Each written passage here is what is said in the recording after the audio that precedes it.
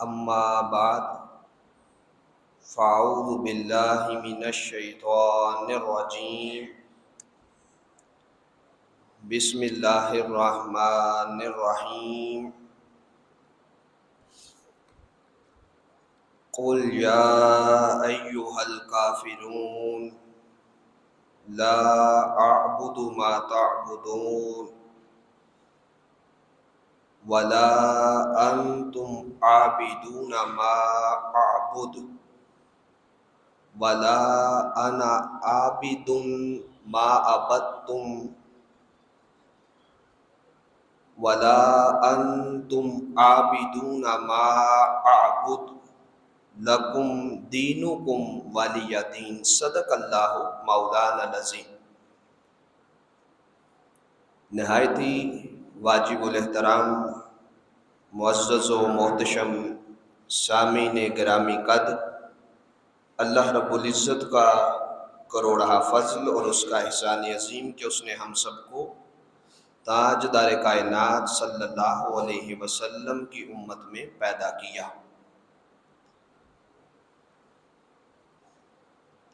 دوستان مکرم، آج کی نشست میں جس موضوع پہ خصوصی گفتگو ہوگی، سوشل میڈیا کی وساطت سے اور ٹیلی ویژن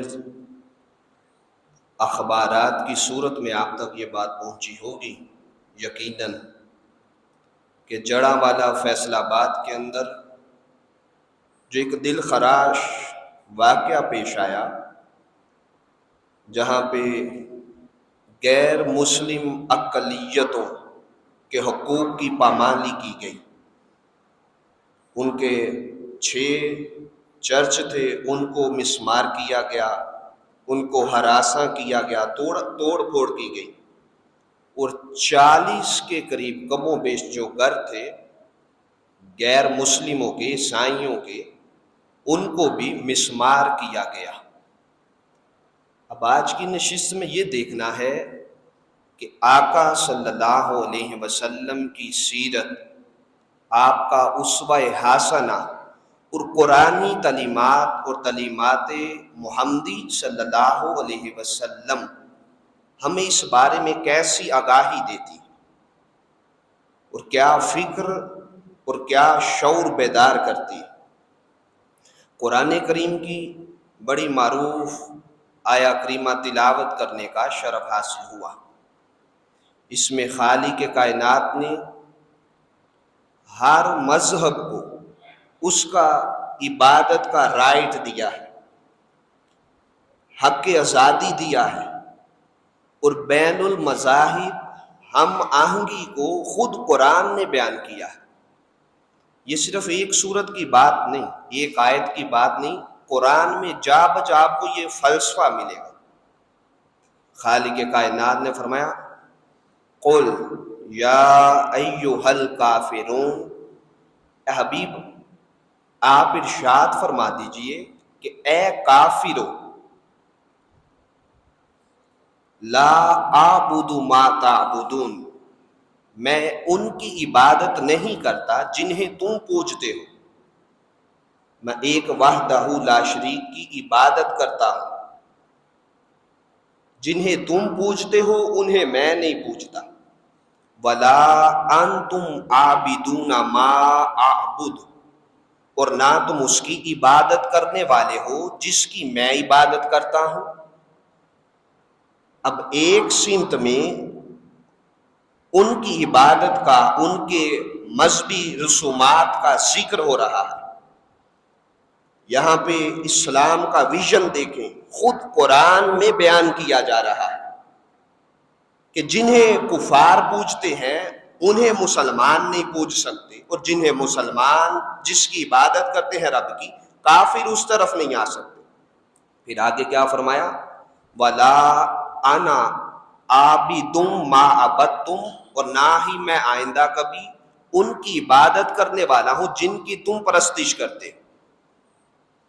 اب یہاں پہ سمجھایا یہ جا رہا ہے تاجدار کائنات کی وساطت سے، پھر وہی بات دہرائی کہ یہ کبھی ممکن ہو ہی نہیں سکتا کہ مصطفیٰ کسی غیر کی پوجا کرے۔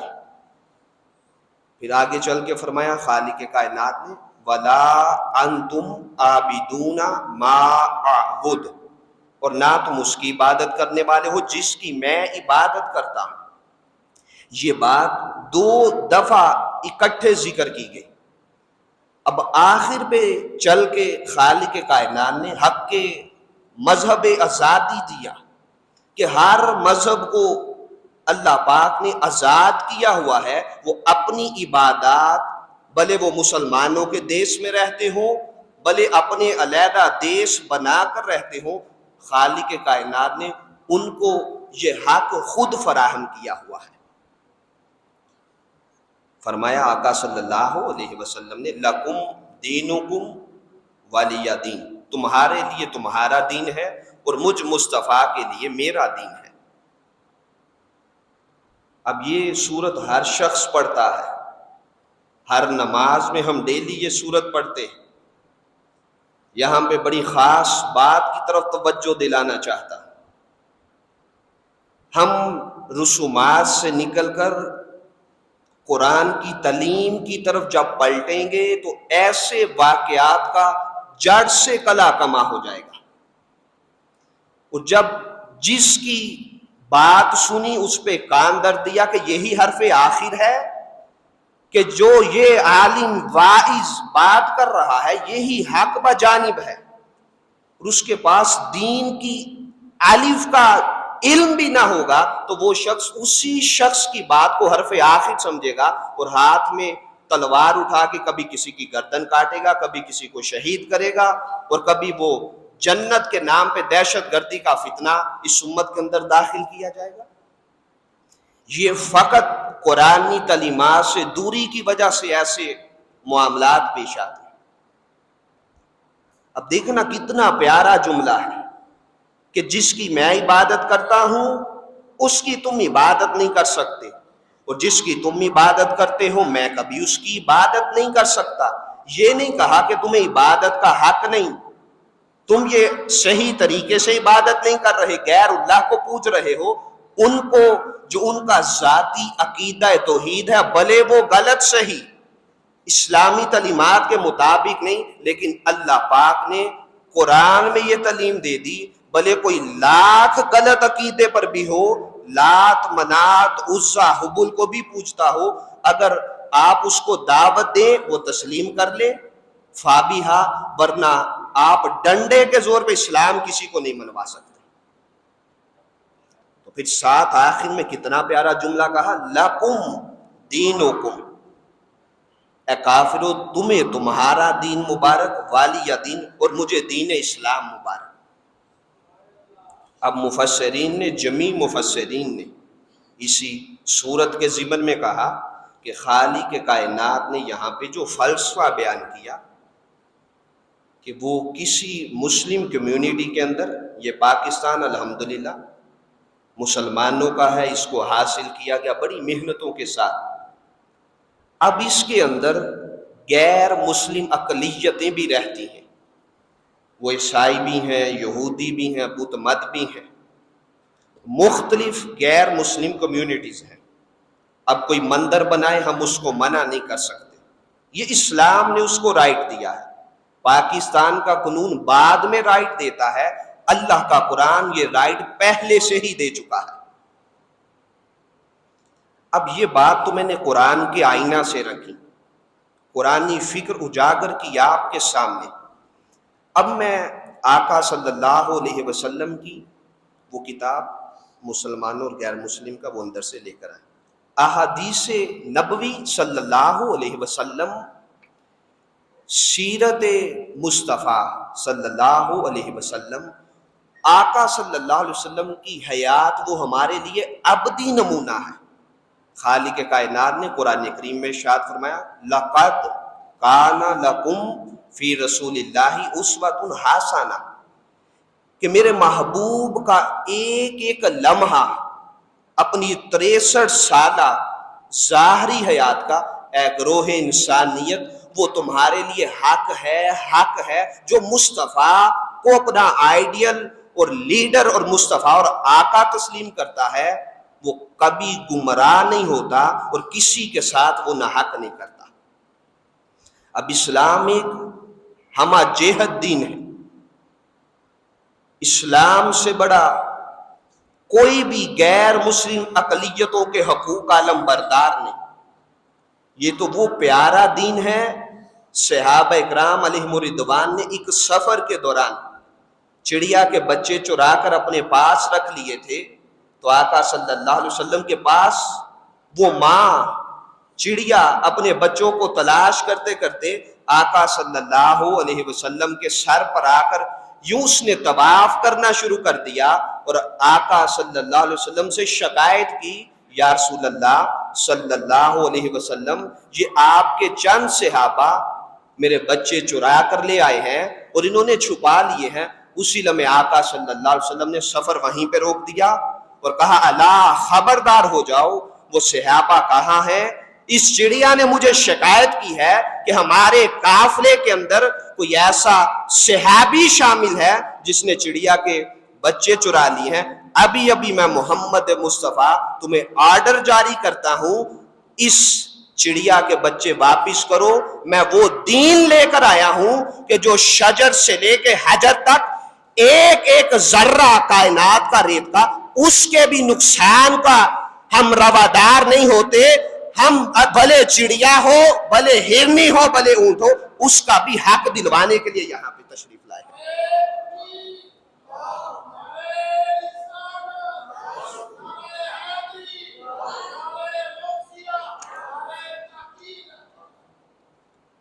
تو آقا نے وہ چڑیا کے بچے واپس کروائے۔ بولیے بھائی، کروائے واپس۔ بات بتانے کا مقصد یہ ہے کہ جس نبی کا دین اتنا پیارا ہو، اتنا احسن ہو، کہ اگر چڑیا کے بچے کوئی صحابی چرا لے تو آقا ڈانٹ ڈپٹ کرے اور کہیں خبردار، آج کے بعد کسی نے اس بے زبان جانور کو تکلیف دی۔ اگر کوئی گدھے کی پیشانی پر داغ رہا ہو، تاجدار کائنات جلال میں آ جائے، کہے یہ بول نہیں سکتے، اپنا درد نہیں بتا سکتے، میں محمد مصطفیٰ جانوروں کو بھی حق دلوانے آیا ہوں، تو انسان کے حق کی بات تو بڑی اونچی ہے۔ میں تو جانوروں کے حقوق بھی دلوانے کے لیے تشریف لایا۔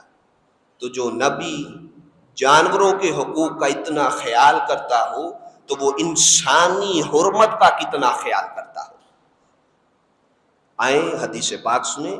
ایک یہودی کا جنازہ گزرا، میرے آقا صلی اللہ علیہ وسلم کھڑے ہو گئے۔ صحابہ اکرام نے کہا یا رسول اللہ صلی اللہ علیہ وسلم، آقا یہ تو یہودی کا جنازہ تھا۔ تو تاجدار کائنات صلی اللہ علیہ وسلم نے کیا ارشاد فرمایا؟ صحابہ، بھلے یہودی ہے، غیر مذہب ہے، مسلم کمیونٹی میں نہیں آتا، لیکن ہے تو اللہ کا بندہ، ہے تو انسان۔ میں تکریم انسانیت میں کھڑا ہوا ہوں۔ یہ آقا کی سیرت کا پیغام تھا کہ بین المذاہب، ہر مذہب کے درمیان ہم آہنگی پیدا کرنا، بھائی چارہ پیدا کرنا، اتحاد پیدا کرنا، یونٹی پیدا کرنا۔ یہ آقا صحابہ اکرام کو درس دے رہے تھے کہ بھلے غیر مذہب ہو، اللہ کو بھی صحیح نہ مانتا ہو، محمد مصطفیٰ کی سیرت کا پیغام یہ ہے کہ اس کی تکریم کے لیے بھی کھڑا ہونا یہ سنت مصطفیٰ ہے صلی اللہ علیہ وسلم۔ کتنے افسوس کی بات ہے، آج مسلمان کا جنازہ نہیں پڑھ رہا۔ ہم کس نبی کے ماننے والے ہیں؟ یہ جب سے جاہلوں کے ہاتھ منبر و محراب چڑھے ہیں، انہوں نے امت کا ستیہ ناش کر کے رکھ دیا۔ دو چار کلاسیں پڑھیں، چند باتیں پڑھیں اور وقت کے مفتی اعظم بن کے بیٹھ گئے، خود کو شیخ الاسلام کے لقب دینے شروع کر دیے۔ تو ایسے جاہل لوگ جب ممبروں پر بیٹھے، میں ایک ایگزامپل دے رہا ہوں، پڑھے لکھے اچھے علماء آج بھی موجود ہیں، لیکن جو جہلاء نے نقب زنی کی ہے، اسلام کی اصل تعلیمات کو مسخ کر کے اجاڑ کے معاذ اللہ رکھ دیا۔ تو آقا تو یہودی کے جنازے پر کھڑے ہو گئے، استقبال کیا۔ دوستو یہ نص حدیث بخاری کی ہے، یہ قطعی الدلالہ حدیث ہے، کوئی لوکل حدیث نہیں بیان کی، کوئی ضعیف بھی بیان نہیں کی، عام سند کی نہیں بیان کی، امام بخاری کی کتاب سے بیان کر رہا ہوں۔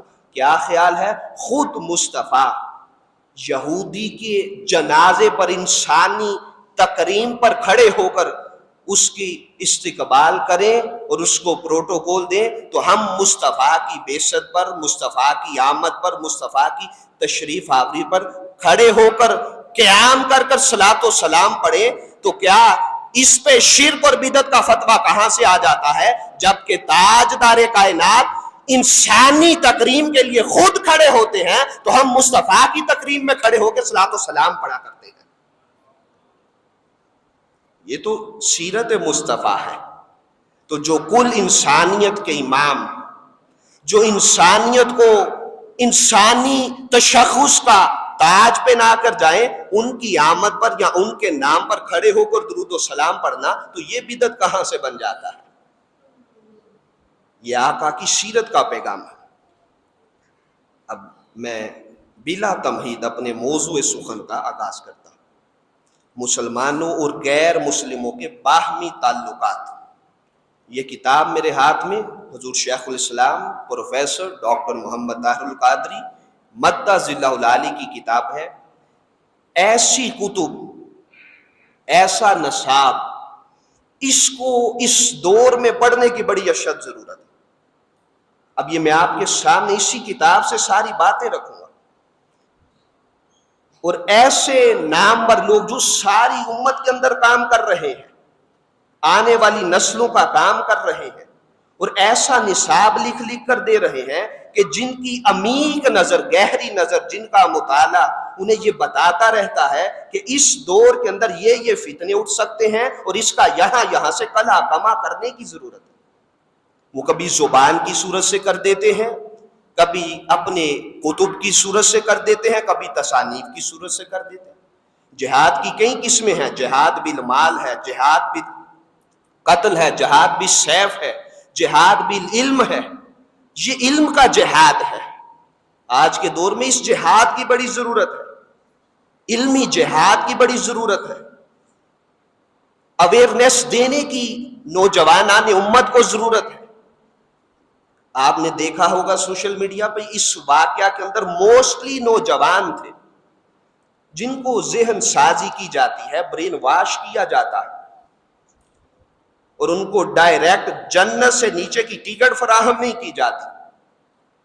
اب آئیں میں آقا کی سیرت سے اور احادیث سے اس کا حل پیش کرتا ہوں۔ ان البراء ابن عازب رضی اللہ تعالیٰ عنہ قال رسول اللہ صلی اللہ علیہ وسلم لزوال الدنیا جمیعا اہون عند اللہ من سفک دم بغیر حق۔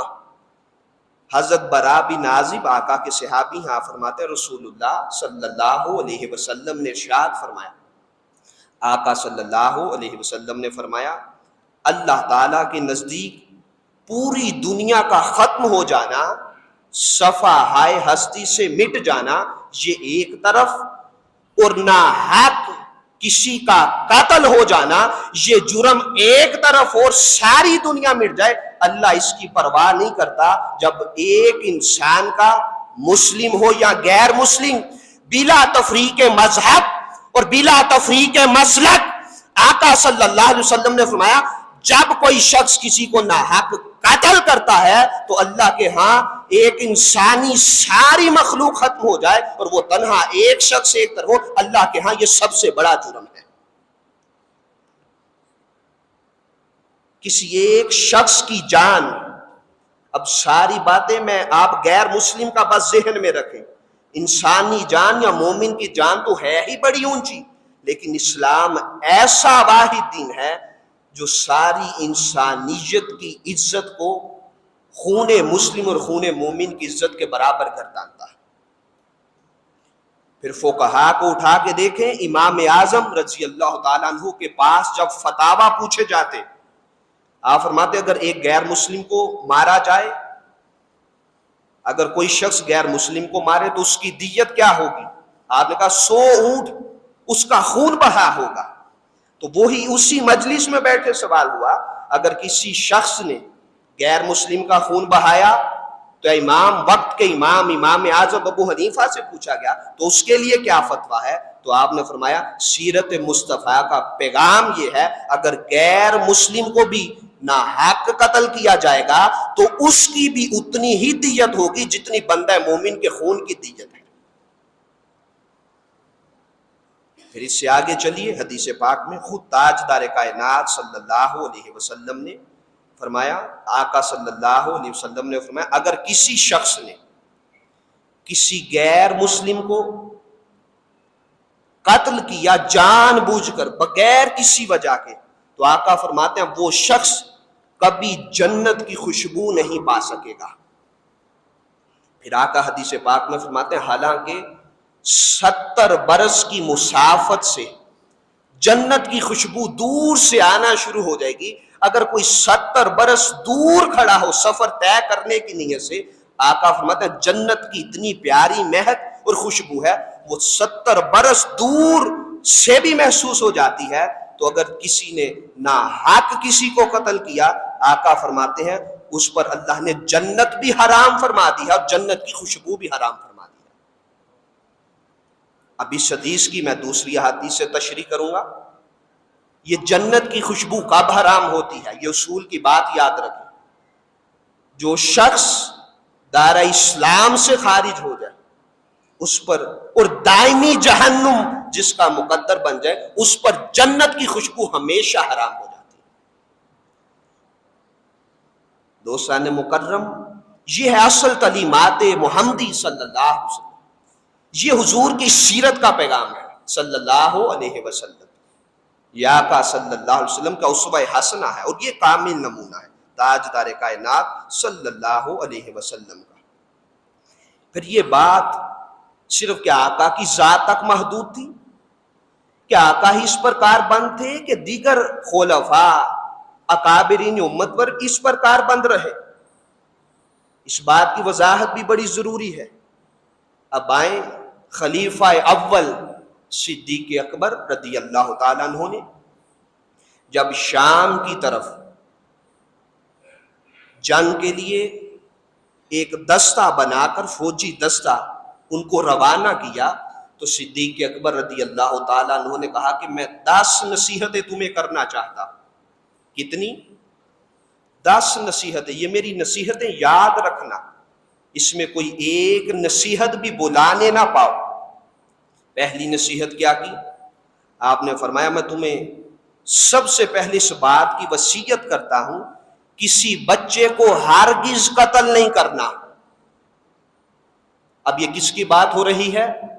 غیر مسلم کمیونٹی کی. جنگ کی نیت سے جا رہے ہیں، وہ بھی جنگ کے لیے تیار ہے. آپ نے کہا جب اس علاقے پر کمانڈ دسترس حاصل کر لو، وہ تمہارے ماتحت ہو جائے، اس کے بعد یہ 10 چیزوں کا حکم صدیق اکبر تمہیں جاری فرماتا ہے کہ وہاں کے غیر مسلم بچوں کے ساتھ زیادتی نہیں ہونی چاہیے، انہیں ہرگز قتل نہ کرنا. پھر اس کے بعد آپ فرماتے ہیں اور کسی عورت کے اوپر ہاتھ بھی نہیں اٹھانا اور اس کو بھی قتل نہیں کرنا. اب یہ تعلیمات مصطفی صلی اللہ علیہ وسلم کا عکس تھیں صحابہ اکرام کی زندگیاں. حضور نے تربیت ہی اس نہج پہ کی تھی، اس ٹریک پہ کی تھی. پھر آپ فرماتے ہیں تیسری نصیحت میری یہ ہے کسی بوڑھے شخص کو جو اپاہج ہو چکا ہو، عصا کے سہارے چل رہا ہو، ہڈیاں کمزور ہو چکی ہو، لاغر شخص کو بھی قتل کرنے کی اجازت نہیں ہے. پھر اس کے بعد آپ نے فرمایا اور کسی پھلدار درخت کو بھی نہیں کاٹنا. کیا شاندار خط لکھ کر ہاتھ میں دے رہے ہیں.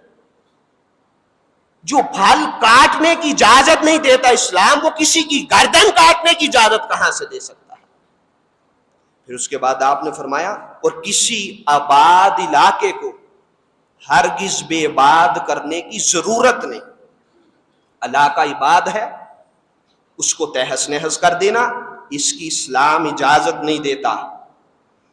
اب اسی کو اسی ضمن میں لینا، یہ آباد علاقہ تھا جڑا والا میں، وہ اپنی کانسٹیٹیوشنل رائٹس کے ساتھ، بنیادی بیسک حقوق کے ساتھ، جو غیر مسلموں کے حقوق ہیں، جو پاکستان کے آئین نے دیے، اسلام نے دیے، مصطفیٰ نے خود دیے ہیں، صدیق اکبر نے دیے، عمر فاروق نے دیے ہیں، عثمان غنی نے دیے ہیں، اور مولا کائنات نے دیے ہیں، اور کل صحابہ اکرام اکابرین امت یہ حق ہر غیر مسلم کو دیتے رہے ہیں. ہم کون ہوتے ہیں یہ حق آج میں بعد میں آنے والے مسلمان چھیننے والے؟ کیا ہم ان سے بڑھ گئے؟ کیا ہم قرآنی تعلیمات سے آگے چلے گئے؟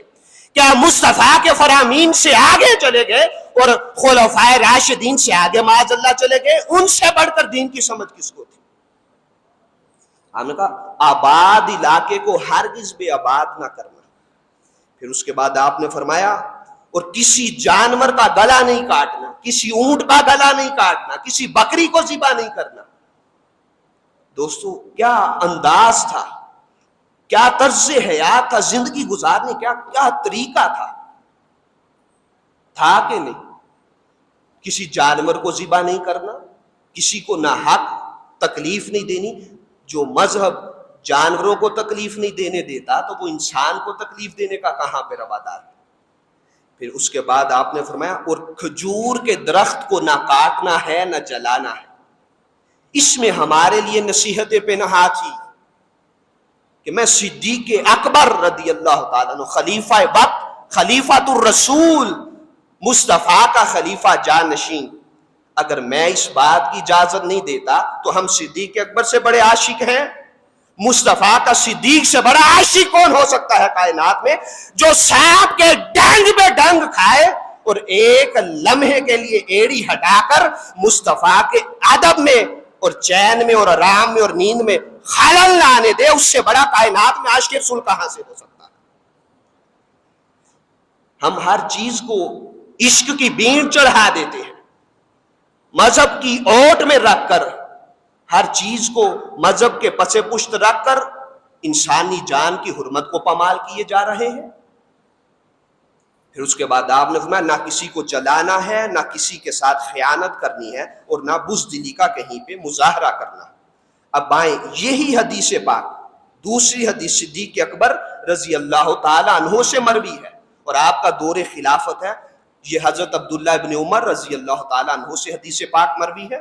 آپ فرماتے ہیں کہ صدیق اکبر رضی اللہ تعالی عنہ نے فرمایا، آپ فرماتے ہیں وَلَا تَهْدِمُوا بِيعَةً، خبردار عیسائیوں کے گرجے توڑنے کی، ان کو پھوڑنے کی، ان کو توڑنے کی قطعاً اجازت نہیں ہے. میں صدیق اکبر خود مصطفیٰ کا خلیفہ یہ اعلان کر رہا ہوں کہ اگر کوئی مذہب جس مذہب کے اوپر بھی ہوگا، وہ چاہے ہندو مت ہو، چاہے بدھ مت ہو، اور چاہے وہ عیسائی ہو یہودی ہو، ان کی عبادت گاہوں کو منہدم کرنا، توڑنا، یہ نہ صدیق اکبر کا شیوا ہے، نہ محمد مصطفیٰ کا شیوا ہے. آپ نے خبردار کسی بھی غیر مسلم کی عبادت گاہ کا اتنا ہی تقدس ہے جتنا ہماری اس جامع مسجد کا تقدس ہے.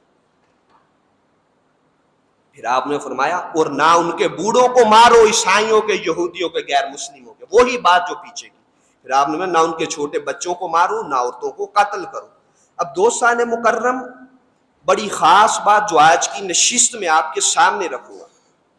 میرے آقا صلی اللہ علیہ وسلم نے فرمایا کہ اگر کسی نے کسی غیر مسلم کے ساتھ ناانصافی کی، قتل ناحق کیا، اس کے ساتھ کسی اینڈ سے بھی ناانصافی کی، آقا فرماتا ہے خدا کی قسم کل قیامت کے دن جب اللہ پاک میزان کے ترازو لگائے گا، میں محمد مصطفیٰ اس ذمی کافر عیسائی کی طرف سے ہو کر خود اس کا ترجمان بن کر اپنے امتی کے خلاف جا کر اللہ کی بارگاہ میں اس کو اس کا حق دلواؤں گا، کیونکہ مصطفیٰ کسی ایک کے لیے نبی نہیں بن کر آئے، آپ رحمت للعالمین بن کر تشریف لائے گئے.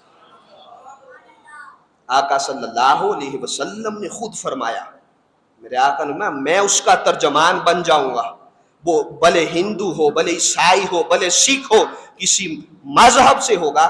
آقا فرماتا ہے جب تک اللہ کے دربار سے میں اس کو انصاف نہیں لے دیتا تب تک میں اللہ کی بارگاہ سے وہاں سے ہٹوں گا نہیں. پھر اس سے آگے چلیے، بڑی خاص بات، یہ اکثر و بیشتر آپ نے بات سنی ہوگی اور بہت سے لوگوں نے یہ حدیث پاک اور سیرت کا یہ بیان کم لوگوں تک پہنچایا گیا۔ وہ جو بھی آپ کے میں سامنے رکھنے لگا ہوں، اس کو امام بہقی نے، ابن سعد نے طبقات الکبریٰ میں، ابن ہشام نے سیرت ہشام کے اندر، اور امام ذہبی نے سیر و اعلام میں نبلاء کے اندر اس بات کو بیان کیا۔ تاجدار کائنات کے پاس مدینہ سے نجران کا وفد آیا، صحابہ اکرام کا جمع غفیر ہے، مسجد نبوی شریف میں بیٹھے ہوئے، نماز عصر آقا کی امامت میں ادا کی تو صحابہ اکرام نے دیکھا کہ باہر عیسائیوں کا وفد ان کے پادریوں کے ساتھ مسجد نبوی کے گیٹ پر مین اینٹرنس پہ کھڑا ہے۔ تو صحابہ اکرام نے فرمایا کہ آقا صلی اللہ علیہ وسلم خود آگے بڑھے، ان کا استقبال کیا اور مسجد نبوی شریف میں لا کر کہا، آؤ محمد مصطفیٰ رحمت للعالمین بن کر آئے ہیں، تم سب کو خوش آمدید ہو، مبارک ہو، آؤ محمد مصطفیٰ خود مسجد نبوی میں تمہیں قیام کی اجازت فراہم فرماتے ہیں۔ صحابہ اکرام فرماتے ہیں ہم نے اپنی عبادت ادا کی، ان کی عبادت کا بھی ٹائم ہوا تھا، اسی لمحے مسجد نبوی میں وہ اپنی عبادت کرنے لگے۔ اس وقت مسلمانوں کا قبلہ اسی سمت تھا، کعبہ کی سمت جو ابھی ہمارا قبلہ ہے۔ پہلے آقا صلی اللہ علیہ وسلم بھی مسجد قبلتین کی طرف روخ انور کر کے نماز ادا کرتے رہے، تو عیسائیوں کا تو قبلہ وہی تھا، انہوں نے یہاں سے دھیان ہٹا کر مشرق کی سمت میں دھیان کر کر اپنے انداز میں اللہ اکبر کہہ دیا۔ صحابہ آگے بڑھے کہ ان کو منع کریں، یہ مسجد نبوی شریف میں عبادت کرنے کے اہل نہیں۔ اسی لمحے تاجدار کائنات نے فرمایا صحابہ خبردار، میں محمد مصطفیٰ خود صحابہ کرام کے جمع غفیر میں ان کو یہ ضمانت دیتا ہوں کہ یہ مسجد نبوی میں اپنے طور طریقے سے عبادت بھی کر سکتے ہیں اور اپنے مذہب کے مطابق اللہ کی بندگی بھی کر سکتے ہیں۔ میرے آقا نے مسجد نبوی شریف میں ان کو اجازت دی۔ اب مجھے ایمان سے بتائیں مصطفیٰ کی سیرت، مصطفیٰ کا کردار کتنا پیارا ہے اور کتنا احسن ہے کہ آقا نے خود ان کو اجازت بھی دی، مسجد نبوی شریف میں ان کا قیام بھی کروایا اور ان کو عبادت کی اجازت دی۔ آج وہ مسلمان مصطفیٰ کا نام لے، آقا صلی اللہ علیہ وسلم کی غلامی کا دعویٰ کرے، عشق مصطفیٰ کا دعویٰ کرے اور آقا کی سیرت سے ادھورا ہو، صدیق اکبر کی سیرت سے ادھورا ہو اور خلفائے راشدین کی سیرت کو وہ پس پشت ڈال کر نہ غلام مصطفیٰ ہو سکتا ہے، نہ مصطفیٰ کا عاشق ہو سکتا ہے۔ اس کا نہ مصطفیٰ سے کوئی تعلق ہے، نہ مصطفیٰ کی امت ہونے سے کوئی تعلق ہے۔ حضور سے بڑی سیرت تو کائنات میں کسی کی نہیں، بتائیں ہو سکتی ہے کسی کی سیرت آقا سے بڑی؟ تو آقا جب اجازت دے رہے ہیں، یہ غیر مسلم اقلیتوں کے حقوق ہیں جن کو خود بیان فرما رہے ہیں۔ اور جب تاجدار کائنات نے میثاق مدینہ کیا تھا، 5 قبائل تھے یہود کے، کتنے؟ 5 مدینہ پاک میں، آقا نے سب کو ایک لڑی میں پرو کر کیا کہا تھا کہ آج کے بعد یہ امت وحدت بن چکے ہیں، اب یہ اپنی اپنی مذہب کے مطابق اور دین کے مطابق عبادت کریں گے۔ ان کو ہم نے رائٹس دے دیے ہیں کہ یہ مدینہ پاک کے اندر اپنی عبادت گاہیں بھی بنا سکتے ہیں اور اپنے مذہب کے مطابق عبادت کر سکتے ہیں۔ آقا نے فرمایا تھا یہ 5 یہود کے قبائل آج کے بعد صحابہ اکرام کے بھائی بن چکے ہیں۔ وہ دینی بھائی نہیں بنے تھے، وہ سماجی، سوشل اور وہ جو کمیونٹی کے حقوق مصطفیٰ نے دیے تھے ان کے مطابق مصطفیٰ نے کہا آج سے یہ دینی بھائی تو نہیں ہے لیکن یہ معاشرتی بھائی بن چکے ہیں۔ جو مصطفیٰ کو مانتا ہے وہ یہود و نصارہ کے حق کی پامالی کبھی نہیں کر سکتا، اور جو بعد میں آ کر صحابہ اکرام انہوں نے بھی یہود و نصارہ کو اسی منہج کے اوپر اپنا بھائی جانا ہے، دینی بھائی نہیں جانا، معاشرتی بھائی جان کر مصطفیٰ کی حدیث کو مد نظر رکھا کہ مصطفیٰ نے جب میثاق مدینہ کیا تھا تو آقا نے کہا آج کے بعد ہم سارے بھائی ہو چکے ہیں، اب یہ یہود ہیں، یہ مسلمان ہیں، ان کو ایسے ہی حق دیا جائے گا جیسے ایک مسلمان کو دیا جاتا ہے۔ بخاری مسلم صحاح ستہ کی دیگر کتب احادیث جب کسی ذمی کو غیر مسلم کو قتل کیا جاتا، سینکڑوں احادیث اس پر دلالت کرتی ہیں، تو آقا کی بارگاہ میں مقدمہ آتا، آقا ویسے ہی انصاف کرتے تھے جیسے ایک بندہ مومن کی جان کسی نے لی ہو۔ اگر دیت مسلم کی 100 اونٹ ہے تو غیر مسلم کی بھی 100۔ اگر کسی کے ساتھ کسی بڑے نے ناانصافی کی اور اس کو یہ مان تھا کہ میرا مصطفیٰ سے بڑا تعلق ہے تو میں مصطفیٰ سے جا کر بات منوا لوں گا، یہ تو یہودی ہیں، عیسائی ہیں، آقا جلال میں آ کر کہتے خبردار، میں سب کے برابر حقوق دوں گا، اگر وہ مسلم بھی ہو بھلے غیر مسلم بھی ہو۔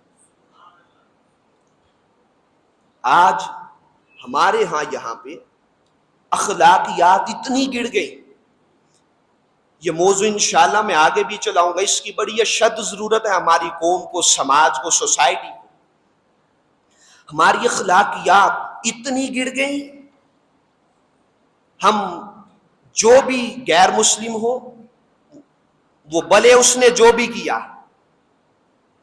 اس کا ثبوت فراہم کرے پہلے، اور یہ ریاست کی آئین کی ذمہ داری ہے، بھلے اس نے قرآن جلایا ہو، بھلے اس نے مصطفیٰ کی معاذ اللہ گستاخی کی ہو، اہل بیت کی گستاخی کوئی کرے، صحابہ اکرام کی کوئی گستاخی کرے، اگر ہر فرد اٹھ کے آج شروع ہو جائے یہ سارا کچھ اپنے ہاتھ میں لینا، ریاستی قانون ہاتھ میں لینا اور ریاست کی ذمہ داریاں اگر ہم ہاتھ میں لے کر دست و گریباں ہو جائیں، تو ذرا چشم تصور میں لاؤ، لوگ اپنی ذاتی انا اور دشمنیوں کو اس بینٹ میں چڑھانا شروع کر دیں گے کہ نہیں کر دیں گے؟ ساتھ دینا بھائی، بولے۔ اگر اس نے، ہم ایک طرف اس طرف بھی چلے جاتے ہیں، یہ تو حقوق کی بات ہو رہی ہے غیر مسلموں کے، اس کا تو انکار ہی نہیں کسی کو، نہ میں کر سکتا ہوں نہ آپ کر سکتے ہیں، کیونکہ قرآن و حدیث نے خود یہ رائٹس دیے ہیں، تو ہم کون ہوتے ہیں یہ رائٹ چھیننے والے؟ اگر کوئی قرآن بھی جلائے، ناانصافی بھی کرے، مقدسات کی توہین کرے، تو کیا اس کا یہ بنتا ہے کہ ہم ان کے مقدسات کی توہین کریں، بدلے میں بائبل جلائیں، تورات جلائیں، زبور انجیل جلائیں؟ یہ بنتا ہے؟ آپ کے شعور میں یہ بات آتی ہے؟ کبھی بھی نہیں بنتا، قطعاً نہیں بنتا، کسی صورت نہیں بنتا۔ یہ ریاست کی آئین کی کانسٹیٹیوشنل لا کی ذمہ داری ہے، جس کا جی چاہتا ہے وہ عشق مصطفیٰ کا نعرہ لگا کر کسی کو قتل کر دیتا ہے۔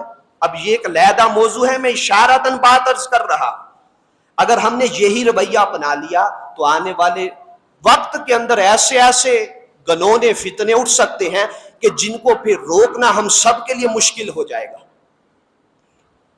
اسی طرح پنجاب یونیورسٹی کے اندر واقعہ ہوا، ذاتی اناد اور دشمنی کی بنا پر اس نوجوان کو قتل کر مار کر کہا، بعد میں یہ ویڈیو وائرل کی، اس نے گستاخی رسول کی تھی۔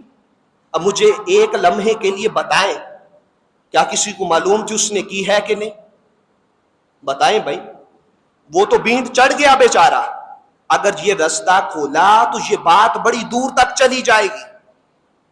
بات آپ کو سمجھ آ رہی ہے میری، میں کیا سمجھانا چاہ رہا ہوں؟ پھر جس کا جی آئے گا وہ مار کے ختم کر کے بعد میں کہے گا قرآن جلا رہا تھا، گستاخی کر رہا تھا، سیدہ پاک کی گستاخی کر رہا تھا، معاذ اللہ۔ یہ ریاست کی ذمہ داریاں ہیں، یہ ریاست کی بات ہے۔ اب اس پہ بڑے افسوس کی بات کہ اتنے گھنٹے یہ واقعہ ہوتا رہا، 40 گھروں کو ہتھوڑوں کے ساتھ توڑا جاتا رہا، یہ غیر مسلموں کی بات ہو بھلے مسلم کمیونٹی کی بات ہو، اس میں سب برابر ہیں، اور ان کی چرچوں کو توڑ پھوڑ کر کے یہ سوشل میڈیا پہ دکھایا جاتا رہا۔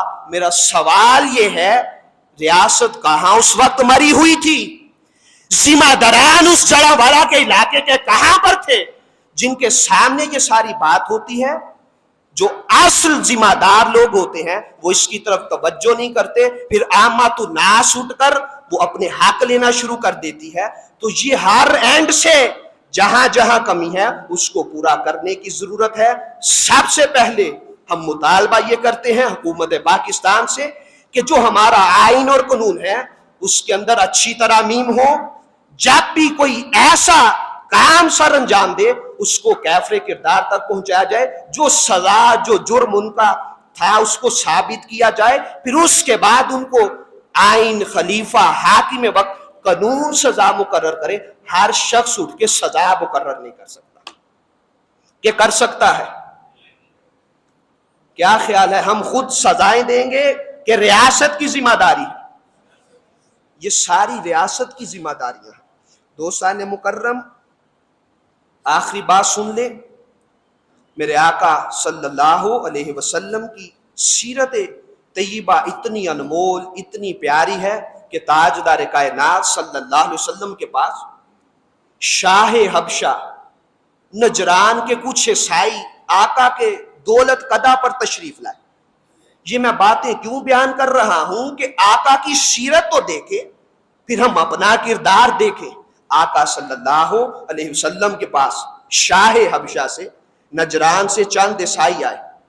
جب آقا کی بارگاہ میں حاضر ہوئے تو آقا نے خوب تواضع فرمائی، خوبصورت انداز میں تاجدار کائنات صلی اللہ علیہ وسلم نے ان کی مہمان نوازی کی.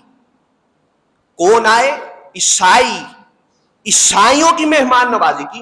خود میرے آقا پکوان لے کر اپنی شان کے لائق ان کے آگے رکھتے جاتے، ان کے پادریوں کو بھی دیتے، اور جو ان کے ساتھ ان کے صحابہ آئے تھے خود میرے آقا ان کے آگے رکھتے جا رہے ہیں.